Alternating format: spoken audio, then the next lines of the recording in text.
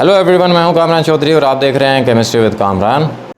Previous lectures में हम लोग डिस्कस कर चुके हैं nomenclature of alkanes, nomenclature of alkenes and nomenclature of alkynes. जिन लोगों ने प्रीवियस तमाम लेक्चर्स नहीं देखे हुए तो आप चैनल पर जाएंगे, प्लेलिस्ट मौजूद है आपकी क्लास 12 के चैप्टर नंबर 8 एलिफेटिक हाइड्रोकार्बन्स की। वहाँ पर आपको तमाम के तमाम प्रीवियस लेक्चर्स मिल जाएंगे। फिर भी अगर आप लोगों का कोई क्वेश्चन होता है देन आप नीचे कमेंट सेक्शन में मुझसे पूछ सकते हैं या मुझे पर्सनली ईमेल भी कर सकते हैं।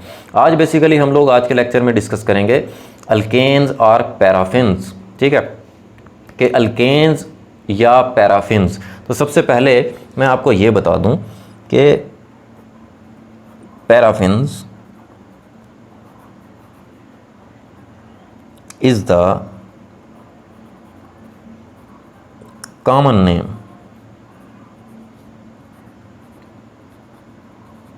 For the alkanes. आप अल्केन्स को क्या बोलते हैं? पैराफिन्स बोलते हैं, ठीक है। अब थोड़ा सा मैं आपको पैराफिन्स का मतलब बता दूं। Basically paraffin is a Latin word, ठीक है। पैराफिन क्या है? बेसिकली एक लैटिन वर्ड है। अब ये दो वर्ड्स से मिलकर बना है। एक होता है पैरम। पैरम का क्या मतलब होता है? लिटल, थोड़ी या बेयरली, ठीक है। एंड अफिन्स, अफिन्स का मतलब होता है लैकिंग अफिनिटी, ठीक है, या लैकिंग रिएक्टिविटी, जिनकी रिएक्टिविटी क्या होती है? कम होती है। ठीक हो गया जी। ये तो था पैराफिन्स का मतलब। अब क्वेश्चन यहाँ पर ये आ जाता है कि why alkanes are called paraffins, कि अल्केन्स को बेसिकली हम पैराफिन्स कहते ही क्यों हैं, ठीक है। सो उसका आंसर ये है कि alkanes are called paraffins because they have a little reactivity, means कि इनकी जो रिएक्ट करने की पावर होती है, रिएक्ट करने की एबिलिटी होती है, वो क्या होती है? कम होती है। ये रिएक्ट नहीं करते, ठीक है। सो जब ये अल्केन्स रिएक्ट नहीं करते सो आप इनको कह सकते हैं कि अल्केन्स आर इनर्ट सब्सटेंसेस, ठीक है, कि जो सब्सटेंसेस रिएक्ट नहीं करते उन्हें आप क्या बोल सकते हैं? इनर्ट सब्सटेंसेस, ठीक है। अब अल्केन्स जो है ये रिएक्शन तो करते हैं, बट वो रिएक्शन करने के लिए ना कुछ ख़ास कंडीशंस रिक्वायर होती हैं, ठीक है। नॉर्मल कंडीशंस में ये रिएक्शन नहीं करते, ठीक है। अब बात कर लेते हैं जनरल फार्मूला। ये हम काफ़ी बार डिस्कस कर चुके हैं वैसे। General formula of alkanes. अब अल्केन्स का जो जनरल फार्मूला होता है वो क्या होता है? CnH2n+2, ठीक है। अब n किस चीज़ को रिप्रेजेंट कर रहा होता है? n रिप्रेजेंट कर रहा होता है नंबर ऑफ कार्बन एटम्स, ठीक है। अब देखें इस फार्मूले को, अगर आप देखें CnH2n+2, जितने कार्बन एटम्स होंगे, हाइड्रोजन कितने अटैच होंगे? कार्बन एटम्स को 2 से मल्टीप्लाई करना है और 2 उसमें ऐड कर देना है, ठीक है। फॉर एग्जांपल देखें, एक कार्बन है तो अगर आप n की जगह पर 1 सब्स्टिट्यूट करते हैं तो 1 × 2 2, 2 + 2 4, तो 4 हाइड्रोजन्स अटैच हो जाएंगे। सो इसका नाम क्या होता है एक कार्बन वाले अल्केन का? मीथेन होता है। ठीक है, एक और एग्जांपल देख लें, C2। अगर आपने 2 कार्बन अटैच किए हैं तो हाइड्रोजन कितने अटैच हो जाएंगे? 2 × 2 4, 4 + 2 6, तो 6 हाइड्रोजन्स अटैच हो जाएंगे। और 2 कार्बन वाली अल्केन को आप क्या बोलते हैं? इथेन बोलते हैं। ठीक है, इसी तरह से अगर आप 3 कार्बन अटैच करें विद सिंगल बॉन्ड तो हाइड्रोजन उसके साथ कितने अटैच हो जाएंगे? 3 × 2 6 + 2 8, तो 8 हाइड्रोजन्स अटैच हो जाएंगे।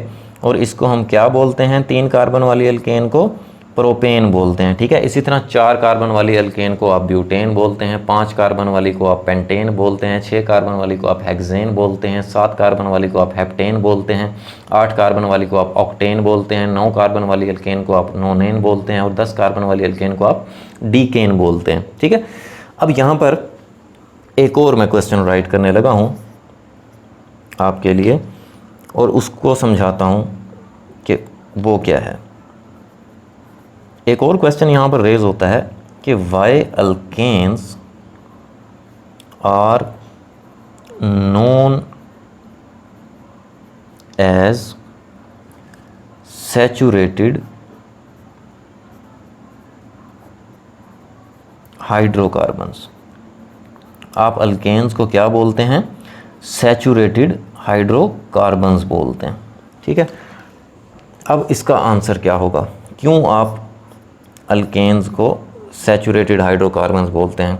तो सबसे पहले मैं आपको सैचुरेटेड का मतलब बता देता हूँ।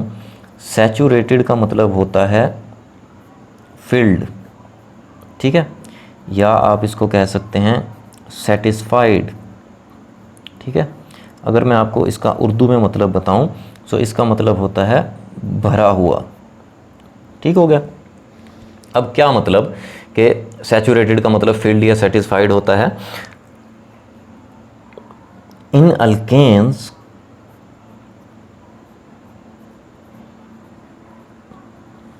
The 4 valencies of carbon atoms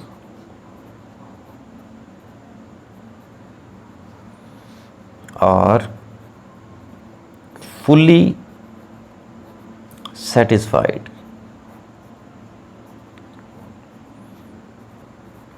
by single bonds to either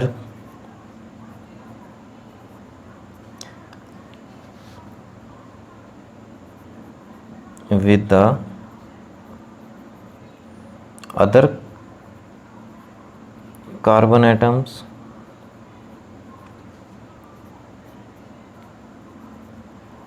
or with the hydrogen atoms। ठीक है, सो अल्केन्स जो होते हैं ना, the 4 valencies of carbon atoms. अब अल्केन्स में जो कार्बन एटम्स होते हैं उसकी जो 4 वैलेंसी होती है, मीन्स के कार्बन जो है वो 4 बॉन्ड बना सकता है, क्योंकि कार्बन का एटॉमिक नंबर क्या होता है? 6 होता है। पहले शेल में 2 इलेक्ट्रॉन्स होते हैं और सेकंड शेल में 4 इलेक्ट्रॉन्स होते हैं। सो उसको अपना ऑक्टेट कंप्लीट करने के लिए 4 इलेक्ट्रॉन्स की ज़रूरत होती है, तो वो 4 इलेक्ट्रॉन्स अपने शेयर कर लेता है दूसरे एटम्स के साथ। अब यहाँ पर अल्केन्स में एक कार्बन जो है वो दूसरे 4 एटम्स के साथ अपना बॉन्ड शेयर करता है और अपनी वैलेंसी क्या कर लेता है? सेटिस्फाइड कर लेता है। अब वो दूसरे एटम जो हैं वो कार्बन भी हो सकते हैं या हाइड्रोजन एटम्स भी हो सकते हैं। ठीक है, मैं आपको एग्जांपल दे देता हूँ इसकी कि कैसे। सपोज जैसे अभी हमने एग्जांपल देखी अल्केन की, मीथेन, जिसका फार्मूला क्या होता है? CH4 होता है। ठीक है, सो अगर आप इसका स्ट्रक्चर ड्रॉ करें, सो एक कार्बन कितने हाइड्रोजन्स के साथ अटैच है? 4 हाइड्रोजन्स के साथ अटैच है और कार्बन मैक्सिमम बॉन्ड भी 4 ही बना सकता है। ठीक है, सो इसका मतलब ये है कि कार्बन जो है वो फिल्ड है विद अदर एटम्स। कार्बन की जो वैलेंसी है वो फुल्ली सेटिस्फाइड है। अब कार्बन मज़ीद एक्स्ट्रा कोई बॉन्ड नहीं बना सकता। ठीक है, अब आप देखें इसी वजह से आप इस अल्केन्स को क्या बोलते हैं कि alkanes are known as saturated hydrocarbons. क्यों? क्योंकि अल्केन्स में जो कार्बन एटम्स होते हैं उनकी वैलेंसी क्या होती है? सेटिस्फाइड होती है, वो फर्दर बॉन्ड नहीं बना सकते किसी एटम के साथ। ठीक हो गया? सो अब आपको होपफुली क्लियर हो गया होगा अच्छी तरह कि हम क्यों अल्केन्स को सैचुरेटेड हाइड्रोकार्बन्स बोलते हैं। ठीक हो गया? अब एक और इंफॉर्मेशन अबाउट अल्केन के carbon atoms in alkanes are sp3 hybridized and has a tetrahedral geometry। ठीक है? अल्केन में जो कार्बन एटम्स होते हैं, क्योंकि कार्बन एटम्स जो है वो सेंट्रल एटम होता है, ठीक है, कार्बन एटम्स जो होते हैं अल्केन्स में वो sp3 हाइब्रिडाइज्ड होते हैं and has a tetrahedral geometry, और उनकी ज्योमेट्री जो होती है वो टेट्राहेड्रल होती है, 4 कोनों वाली होती है। ठीक है? अब ये हाइब्रिडाइजेशन हम लोग चैप्टर नंबर 7 में बड़ा डिटेल से पढ़कर आए हैं। जिन लोगों ने चैप्टर नंबर 7 के लेक्चर्स नहीं देखे तो प्लेलिस्ट मौजूद है आपकी क्लास 12 के चैप्टर नंबर 7 की, fundamental principles of organic chemistry की। वहाँ पर आपको तमाम के तमाम लेक्चर्स मिल जाएंगे और इस हाइब्रिडाइजेशन से रिलेटेड भी तमाम के तमाम मैंने बड़े डिटेल्ड लेक्चर अपलोड किए हुए हैं। सो आप वहाँ पर जाकर वो लेक्चर देख सकते हैं, तो ताकि आपको ये बड़े अच्छे से क्लियर हो जाए हाइब्रिडाइजेशन। ठीक है? अभी भी अगर आप लोगों का कोई क्वेश्चन होता है देन आप नीचे कमेंट सेक्शन में मुझसे पूछ सकते हैं या मुझे पर्सनल ईमेल भी कर सकते हैं।